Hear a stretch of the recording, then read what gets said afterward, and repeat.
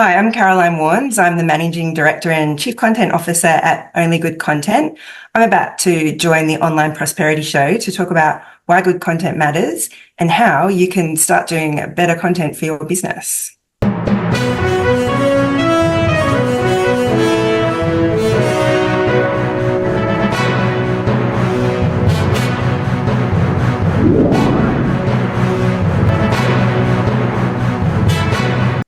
Ladies and gentlemen, welcome to yet another exciting episode of the Online Prosperity Show, the number one place to discover the tools, tactics, and stories that actually help you build a business that you love and a life you're proud of. I'm your host, Prosper Taruvinga, and today we're going to be diving into something that's literally keeping a lot of business owners up at night. And that thing is how to create content that actually connects, especially this digital age where we've got AI and everybody can literally create content. So if you've ever stared maybe at a blinking cursor, I don't know if that happens these days, with the tools that we have, but if you've ever, wondered how to actually make your words matter or how to actually connect with your audience, then I encourage you to really pay attention to this particular episode, because our guest today is none other than Caroline Warnes, the Managing Director and Chief Content Officer at Only Good Content. Now, Caroline, how are you doing today? I'm really good. Thanks, Prosper. Thanks for having me on. Oh, the pleasure is all mine. I'm literally shaking in my boots right now because I've seen you create really awesome content. And that's the reason why we're here today. And I'm hoping we're going to be creating only good content from this particular episode today. That's my bar of entry. It has to be good content or it's out the window. Absolutely. And you're already standing by the window, so hopefully you're not going to be throwing the computer and everything else out. Yeah. Fantastic. Yep. Yeah. Now, for those that are tuning in, Caroline is, as we said, the CCO of Only Good Content, a Sydney-based agency that's helping businesses say better things more clearly. Now, she's worked with everyone from ASX-listed companies to global tech leaders. And what she's been doing is blending strategy with storytelling that actually moves people and a market. And here's a fun fact. While she was actually raising her family and running a business and creating good content, she also wrote a book that's called the 6-Week AI Content Sprint, which is fast becoming the go-to for marketers looking to balance speed and strategy. So I encourage you to grab a notebook or at least your attention span. As we all know, a lot of people's attention spans only last 3 seconds, because this episode is literally going to change how you think about content forever. And hey, if you're only just tuning in for the very first time, and if you haven't already, hit that subscribe button wherever you're listening from, so you never miss any story that would actually unlock your next biggest breakthrough. Now, Caroline, I could go on and create stuff that, maybe people are not going to listen to, or start saying things I'm not even qualified to talk about. You've had a really rich career, right? You started off in journalism, corporate comms, and now you're into entrepreneurship. Tell us a little bit about, this journey, and maybe getting us to the part where you then realize, I could actually start doing things in my own terms. Yeah, like you said, it's been a rich and a long journey now. I won't tell you exactly how many years, but it started off in journalism, like back when, printed publications was still a thing, when people went out and bought the newspaper and the magazines every morning. So I worked across magazines and newspapers, and then, like you said, went through to corporate comms and marketing with different types of companies, so tech firms and professional services firms as well. So did a little bit of time in law and also a bit of time in government.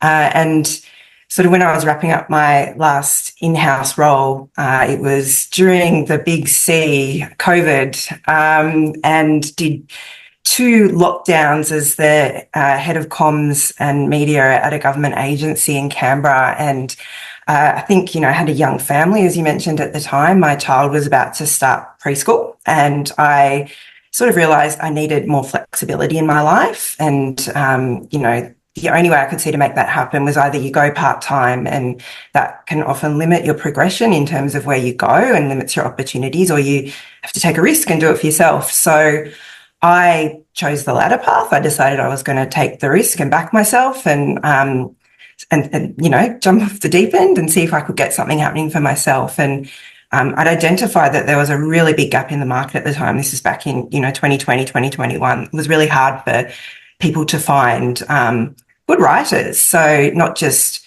people who could put words on a page, but with B2B, you also have to be able to, tell a strategic story and, talk to different personas that the marketing team and the organisation wants to talk to. So I knew very clearly that was a gap in the market at the time. So I decided to start Only Good Content and chase that opportunity and see what happens. And here we are nearly 5 years later, and I'm still doing it.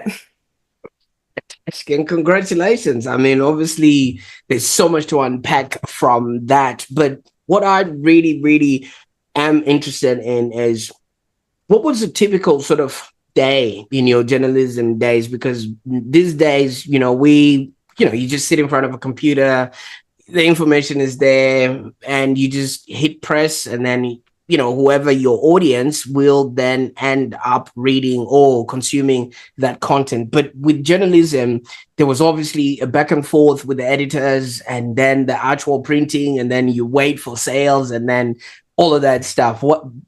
Just tell us what that looked like for you. That's it. It was like you kind of just described it. So I did monthly magazine journalism. I also did weekly community newspaper journalism, and that was it. You lived by the cycle, the monthly or the weekly cycle. You had deadlines, and if you were writing a story, you would write your story. You would make phone calls. If you had to go out and see someone, you'd go and see someone. You got schmoozed a lot by people who wanted you to write nice things about them. So I used to get lots of invites to events and all that sort of thing. And then you would get to the end of the cycle, you would see your content published, and then read the stats and go back and do it all again. So it was, it's actually quite similar to the way a lot of businesses run their sort of marketing cycles now, but probably maybe with a little bit more discipline and, around the deadlines, that sort of thing.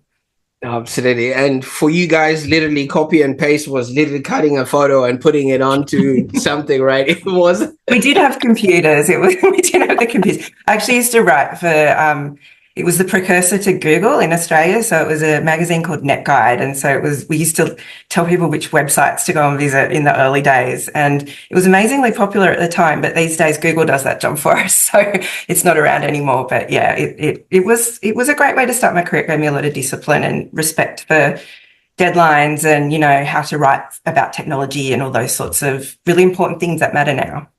Absolutely. See, what I like about that depth is your work literally had to have an ROI. You know what I mean? Like whatever you put out there, because there's the limit in the space where you could put a piece of content on a magazine. So you wanted to make sure it's the right information with the right tool. And it also is, aligning with the rest of the tabloid. Now, as compared to these days, do you reckon the guys that are doing content today have got it easy, or do you think it's still sort of the same because now we don't have a limit in space? I mean, we can create as many things as possible, and imagination is the limit. I think that's a really interesting question. I wouldn't actually say that they've got it easier. It's just different. Like, I don't like comparing apples and oranges either, which is really what this is, I think. So you're right. Like, we had like numbers that we had to meet and targets. You got audited for your readership, and if that number was dropping, you got your ass kicked. I got yelled at by Kerry Packer once, who was like a famous magnate who's not with us any longer. But there were all sorts of repercussions if you weren't able to meet your numbers. But I'm the kind of business I run these days. I'm not out just necessarily chasing big numbers with the type of content I do. It's a little bit more targeted than that. And I actually don't envy people who have to do that sort of thing, because it's really hard to find something that is going to, go viral or get 300,000 likes, or, because people's attention is so fragmented that, it's hard to get them to focus on anything for longer than a few seconds these days. You don't get them for a whole article like we used to when we were writing, magazine pieces. So I don't envy people who have to go after those big numbers on, TikTok and Instagram and all that. I think it's a pretty hard job. Did you ever get maybe spotted or noticed while you're out grabbing a coffee and they're like, that's Caroline? Or... I don't think so. No, I used to do a radio spot on ABC radio, but I don't think anyone recognised my voice. They wouldn't have gone, oh, that's that girl who talks about websites on ABC radio. It wasn't like, it wasn't like the editor of Dolly or something, which was a famous magazine way back in the day. But it was a great way to make connections. And I still run into a lot of people from tech media who are now doing similar things to me, the early days of tech media. So it's a great way to start a career in content. It's the ultimate grounding in content, I guess. Absolutely. Now, you did mention you were running comms at one of the hardest times, in the history of, anyone that's probably listening to this right now, because 2020, 2021, if you had to deliver a message to people, it had to be timely, people had to understand it, and it had to literally make sense to them, because everybody was confused and didn't know what the next logical thing would have been. What were those days like for you? Well, it was really like the way I remember it was like I had a 3-year-old when COVID hit, and then, I was in a workforce that was being really heavily disrupted by COVID, because it was in the government space, but also the aviation industry as well. So we had all those travel restrictions. There was not a lot of information happening in the early days. So I remember the 6 months just literally being running on adrenaline, just going, we have got to just get through this. And then everyone, I don't know if you recall, but everyone at the time was talking about this new normal that we were going to settle into. And then we kind of did settle into the new normal, which was like, we would do our social distancing, and, I was going through certain comms processes at work in terms of like managing all the disruption that was happening. And then 2021 hit, and suddenly this was in Canberra, we're in lockdown number 2, and somehow that one was even worse, because I think we all thought we were through it, and here it was back again. So that was really the moment when I kind of just went, this is a tough life if you are doing this all the time. Like, I'd been doing that role for 3 years at the time, and at this point it didn't look like the disruption was ending anytime soon. So I thought, is there something else I can do that requires less mental and emotional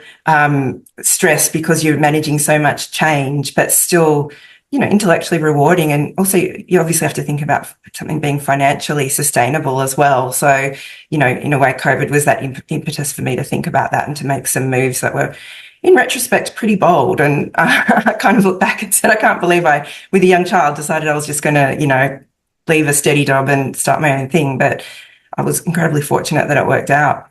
Because I was literally thinking about that. You had a teenager in tow, everybody was busy coughing into their elbows, and there you were, you decided, I'm going to build something on my own terms. Like, the nerve. It was crazy. I don't know if I'd do it these days, to be honest. Like, 5 years later, I think that was just insane. Like, I really probably should have thought twice about that. And I don't know, often when you're saying, I'm going to go out and do my own thing, you get a lot of cheerleaders around you, people going, yeah, that's great, you can do it. And not many people will give you the reality check you need. But here we are. So I don't know, I guess I've got to be thankful that it just all came together. Good idea. All right. So, obviously there's always that transition. All right. And you'd understand this. You were working in aviation, and you did say, was it the Air Force or Defense or? It's government agency, agencies. Yeah. I usually call, people that haven't started a business a civilian, and maybe you would understand this. What was your first day sort of like, or maybe not necessarily that particular day, but now that this is now everything is all on you. You don't have to have people, cleaning your desk while you're at home. You had to Yeah. take care of that. What were the first sort of days of Only Good Content in 2021? Well, to be honest, I did a really silly thing when I started it. Like I finished my job, I think, on Wednesday. So I finished up on Wednesday, and then I decided I was just going to start my own thing the next day. Like I probably should have taken like a week off or something and just gone out and walked around in the Arboretum in Canberra, or sort of, touched grass or whatever it is that we say these days. But Yeah. I had this real drive to just like get into it and don't waste any time, get things happening. And so I remember just thinking I had to bring structure to it immediately. So it was like, I have to just write plans and have a very tactical step by step of what I'm going to do in the first week, the first month, the first 6 weeks. So I knew week by week what it is I had to focus on.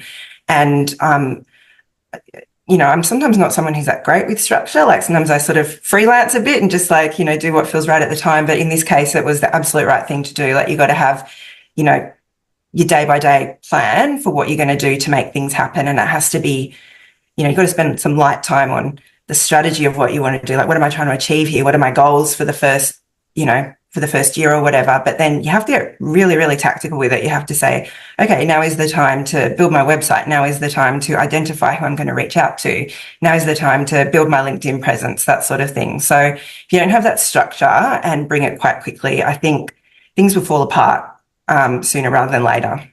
Absolutely. You see, during COVID, I'm in Melbourne, right? And we You copped invented. it. Yeah. we could write the book around that. Yeah. My dining room table became a restaurant.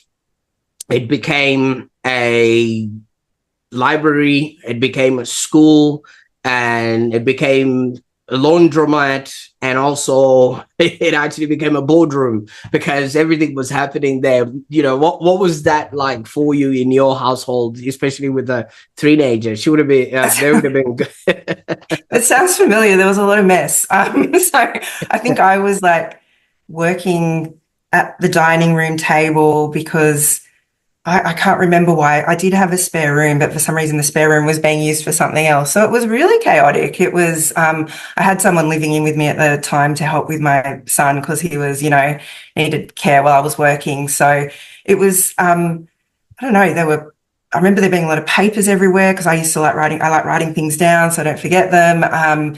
I think the word to describe it is just chaos, and you've got to be able to live with a bit of that chaos for a little while before, if you're not comfortable with a bit of chaos, doing your own thing is probably not for you.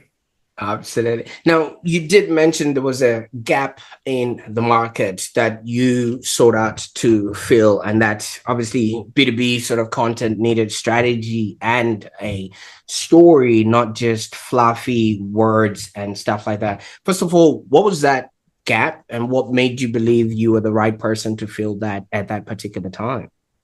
Yeah, that's a really good question. So the way I kind of always talk about it is B2B content, it's kind of part science and part art. So you're not writing fiction and you're not writing journalism. If you wanted to, obviously you have to be factual, but it's not just about facts. So when you're doing B2B marketing content, you're trying to get someone to do, think, or feel something, or ultimately buy something, like eventually is what you want them to do.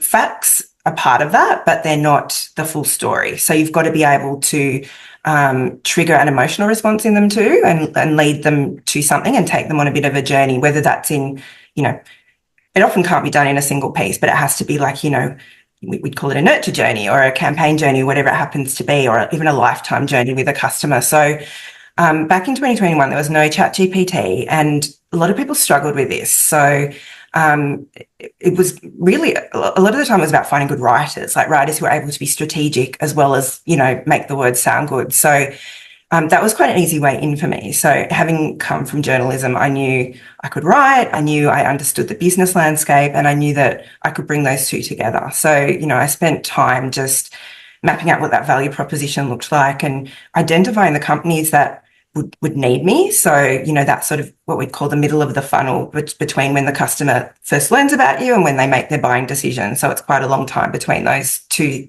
endpoints. And I deliberately reached out to those companies where I knew that they might have a need for it. And it turns out like, something like 3 out of every 10 that I reached out to was interested in having a conversation with me. And some of those people I still work with today as well. So, having the understanding of what it is you can do, but also who specifically you can do it for, it's really important, rather than just saying, oh, I'm going to be a marketing consultant, or I'm going to be a communications consultant, or I'm going to be a whatever consultant. You've got to frame it in terms of what it is, the problem that you're going to solve, and for who it's for. And then you go straight to them and say, I can solve this problem for you, if that makes sense. That's really nice. And I like the words that you've used there: do, think, and feel. Yeah. I actually respectfully don't like magazines for one thing. Have you ever been in like a 7-Eleven and you're just really busy minding your business? Maybe you're grabbing a coffee or a drink, and then you just look to the left, and then there's a tabloid with a topic or a hook that just say they did it. And now my whole day is fixated on what do they do? Who are they? And what happened? And things like that. It's the original clickbait. That's the original clickbait. Yeah. I remember like the amount of time you spend on covers in the magazine industry for what it is. It was like the whole focus of the month, shuffling words around and finding the right picture. And it looks like it should be simple, but it's not. Like, it's a really, really, really hard thing to get right. And then you would compare all the covers that did well and, which ones didn't, and find what they had in common. It was probably more time goes into the cover than the rest of the magazine. This was obviously a long time ago. I don't know if it's still the case, but yeah, today with content, it's the same thing. It's the first 3 seconds, the first 3 seconds gets someone in and decides whether they want to go deeper. So I guess in that sense, we haven't changed too much. Oh, absolutely. And there's also something about helping other people tell their story. While obviously as a business, you maybe neglect your own storyline and everything else, but you're also really good at the hooks. Like, the reason we're having this conversation is from your actual content. This is not something that I got a recommendation or you decided. No, I saw your content, I got hooked, I responded, which is very difficult for me to do on a lot of pieces of content. So this is a genuine compliment on really good content that you're putting out there. And I think it's a pattern break. Now, have you been sort of receiving any such response or feedback from people, or are you just really showing people how to do what really good content should look like? I think I'm not actually a good self-promoter. So have never been a good self-promoter. I'm quite a private person. And I think, the first couple of years in my business, I did zero self-promotion. Like, I would just be like, my work speaks for itself. I can reach out to people directly. They will refer me. And that does work for a while. But then, we've hit an era where it's really hard to grow and to move forward unless you can put yourself forward and show why you're different. And I also suspect that has something to do with the proliferation of AI content as well. Like, we're getting so used to seeing machine generated content. I think people want to see more humans and just, know that they're talking directly to a human, and that it's not something that is just being cranked out by ChatGPT or, Jasper or whatever model is the flavor of the month. So, the last year or so, a few months in particular, I've been pushing myself to do a little bit more and to share some of the knowledge that I've gathered as well. I'm always shocked to learn I'm not new at running a business anymore. It still feels like I'm new, but I'm actually not. So I've got a bit of, accumulated wisdom to share. So, trying different formats like video, which is, the LinkedIn algorithm loves video, which I'm learning at the moment. It's very hard to get traction just with a text only post. So I think sometimes you've got to be brave and say, I'm going to turn my camera on and I'm going to talk to people directly. I'm going to be uncomfortable for a little while, but it does get attention. So you obviously reach out to me, and I've had some great conversations with clients around what I'm doing as well. And I've written a book as well, which is something I've always been talking about doing and never actually done. So all these little bits and pieces make a bigger picture of who you are and what you do and why you bring expertise that other people may not. So that's, I guess, what I'm trying to accomplish with that at the moment. Oh, absolutely. You did say you were threatening people with, putting out a book, and people should actually No, take the threat seriously now, right? it's not as hostile as it sounds. It's because I was always very into reading and writing ever since I was a little kid. I was always thinking I would write a novel or, some sort of book that was like really important in the literature literature universe or World. whatever. And Yeah, so yeah. this isn't that. This is a book that's written in support of my professional life. But it's still something I'm glad I did, because I was so intent on doing a book for so long. And it wasn't until this year that I just said, I've got all this knowledge and all this, accumulated content that I can translate into something that, I can share with other people. And wrote it, got it out on Amazon, and was actually quite surprised this week to see it in the top 25 list for marketing books globally on Kindle, which shocked me because I didn't actually think anyone was going to read it. So that was a really nice surprise, I have to say. Oh, absolutely. And congratulations on all of that. We'll jump into Thank that you. book a little bit later on. So, I mean, obviously, we sort of figured out, what the start looked like and where you at right now. But, all of this requires a bit of learning and a little bit of guidance and, just really looking at what other people are sort of doing and then figuring out your way. As you say, you used to refer to yourself as a noob. Now you are at least no longer a statistic, because not a lot of businesses go past the 3-year mark. And congratulations on that sort of front. Are there any sort of places where you would maybe go to look at what they're doing, learn, or just get inspired as you were, on your way up?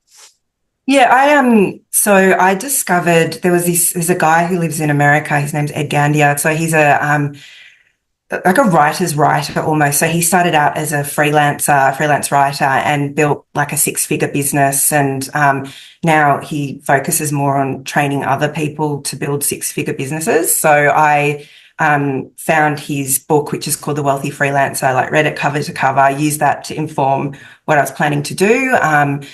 Followed his blog, read everything he was writing. I think we even had a couple of conversations back and forth on email in the early days as well. And I still follow him on LinkedIn because he's a great source of information. So I found that really inspiring. Like, you've got to find someone who can show you that what you want to do is possible. And, what I wanted to do was build a business that was going to be comparable in terms of lifestyle to what I had when I was working for someone else, but also had a bit of creative freedom as well. So, he was really inspiring to me. And I don't know. And then I had people on the other end of the spectrum, like my accountant at the time. He told me, he was the only one who actually said to me, there's going to be some tough times ahead, Caroline. Like, it's really hard to work for yourself. And that was a bit of a reality check at the time, because I'd got it in my head that this was just going to be amazing and I was going to, kick all these goals. But he sort of brought me back to earth a little bit and, prepared me that there was, those early days of starting your own business, they're not easy, as you probably know. You've got to be prepared for some bumps and some knockbacks and some rejections. And but you've also got to give yourself some runway to try. And, if it fails, what's your plan B?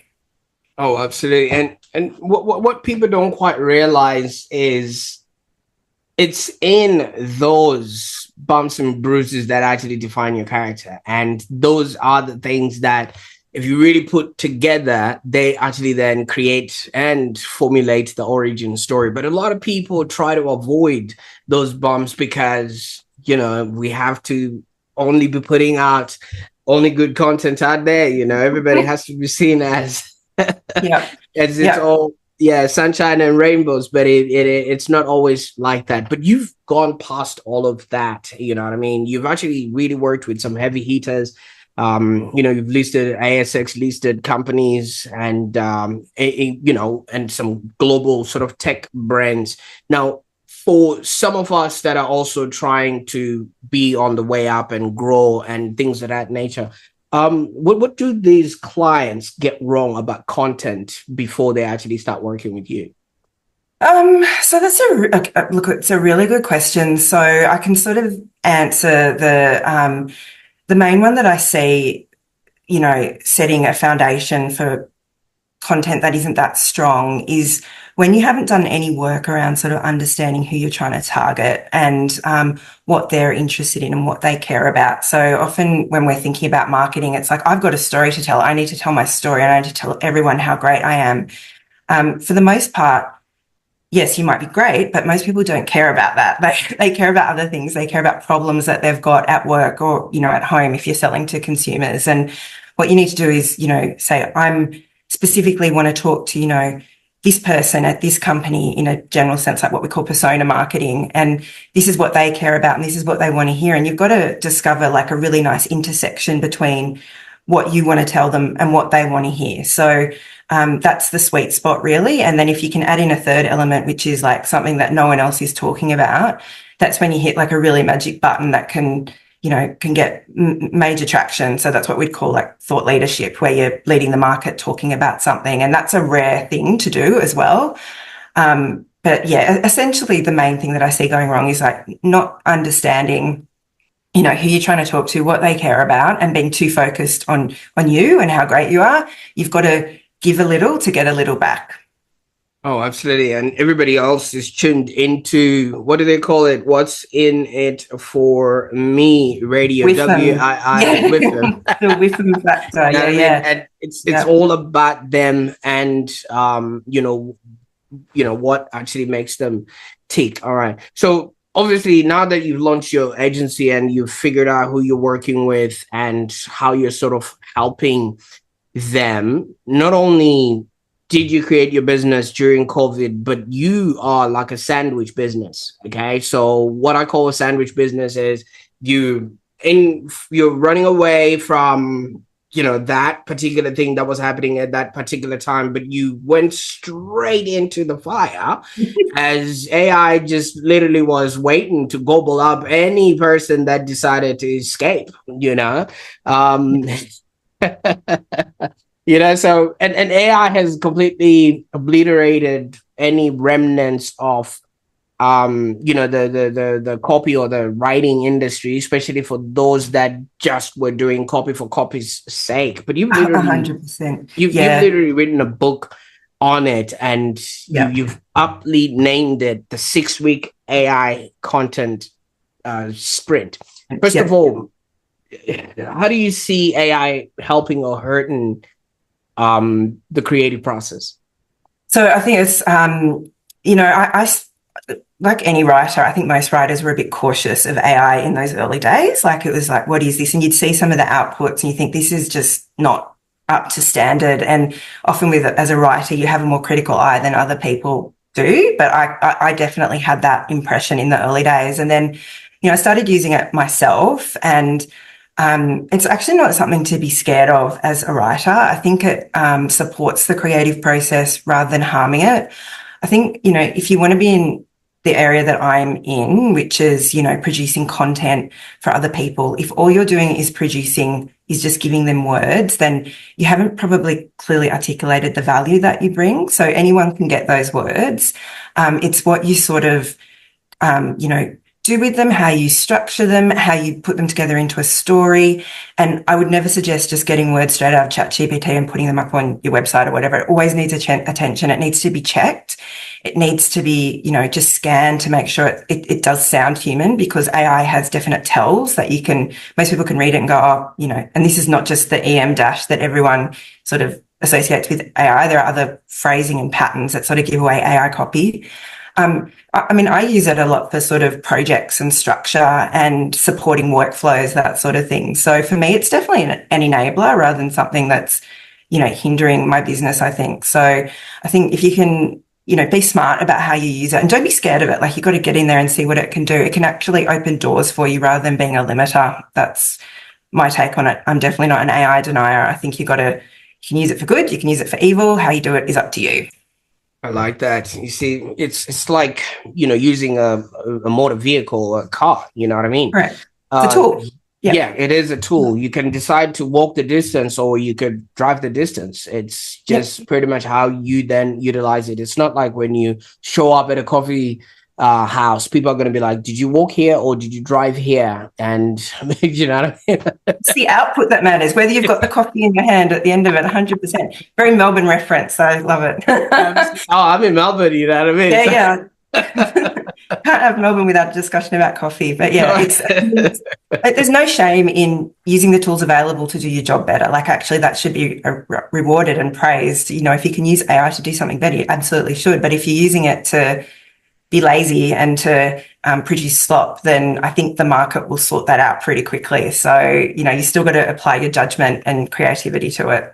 You see, you're no longer a statistic, all right? Like we've already elaborated, not a lot of people go past the 3-year mark, but there's people that are probably still getting started and they didn't have the, you know, the exposure that you've had of obviously being yelled at by Kerry Parker and actually doing the right thing about content, because we did mention that back in the time, people actually used to pay money to read certain things and you had to make sure that that is repeated month after month, month after month.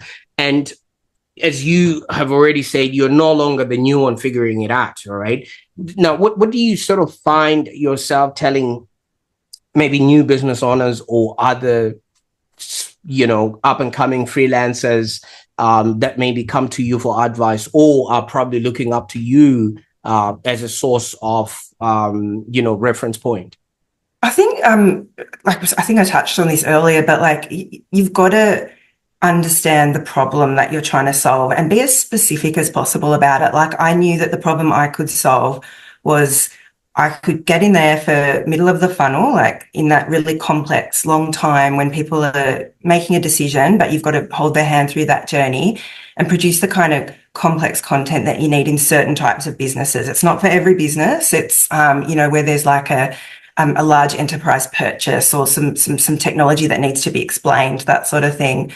So that was the value proposition that I had. I never went out and said, I'm a marketing consultant, I'm a communications consultant, pay me X amount per hour to do marketing jobs, because then, you know, you're just waiting for them to tell you what they need. If you can go to them and tell them what they need and that you've got the solution for it, you're halfway there. So, you know, find that sweet spot, that intersection between what you're good at and what is really needed in the market. Find out who needs it, and talk to them directly. Like, that's the way you get started. It will start small, and then it will start, if it's genuinely a gap in the market, it should start to snowball over time. Like, that was my experience. And I mean, it makes sense that that's how it should work. If there's demand for something, you're good at it, you'll get referred, and you can, you know, start to build your presence with testimonials and case studies and all the rest of it. Oh, absolutely. And congratulations. I mean, obviously, you know, you've figured this out, and, you know, hence we're having this conversation today, because some people, you know, are just starting and they're just a voice in the wild. They never really scratched the surface, but you've matched and even exceeded your corporate income while you're even working, I think, a whole lot less, because when we reached out, you were like, I'm on my long weekend. And I was like, oh, she's got, yeah.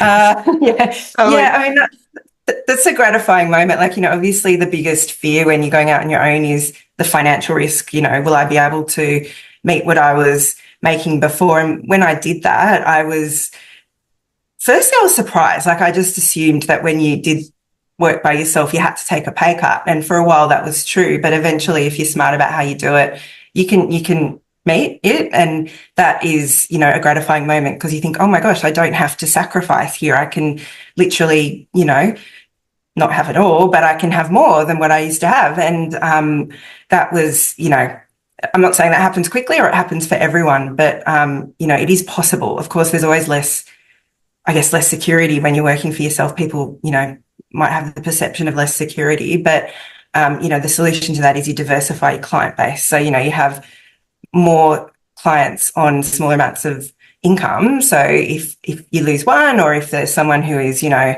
needs to pause for a while or whatever, it doesn't affect you that much. So, you know, that's a good way to approach it. Don't go for big chunks of work with one or two clients. If you can, get some smaller clients in the mix to balance things out. See, when we started, you were telling us about, this Caroline that was in and around the concrete jungle of Canberra, but now Mm. you're in the sunny Sunshine Coast, No, and I'm in Sydney now, so I've moved oh, around a yeah. little bit. Yeah, yeah, yeah. So when I was in Canberra when I started the business, and then after COVID, I was like, because I grew up on the northern beaches of Sydney, I was like, I need to feel the sand and be on a beach for like forever after this, because it was, a very long grey shutdown, lockdown in Canberra. So I kind of realised, my work's remote. I can be where I want to be. I moved the family up to the Sunshine Coast just for a post-COVID break, and we ended up spending 2 years up there. It was, really, really beautiful and kind of what I needed at the time, just to have no pressure and to sit on a beach. And I still worked and built my business at the time, but it felt like I was in holiday mode half the time. And then I guess I felt like I'd recovered about a year ago, so I moved back to Sydney to start the next growth phase for Only Good Content. And it's been a fantastic journey. So I've been really lucky that I can move around and see so much of Australia, and I think I'm in the right place now to take the next steps for what we need to do. Absolutely. And I was actually, physically going around Australia with you while you were mentioning all these I lived spaces. in Melbourne for a while too, by the way. So I've lived all up the East Coast. Yeah. I don't blame you for having left. I mean, right now, I can't even figure out what what's I love Melbourne. No, I was there for 5 years. I love it. It's a fantastic city. Yeah.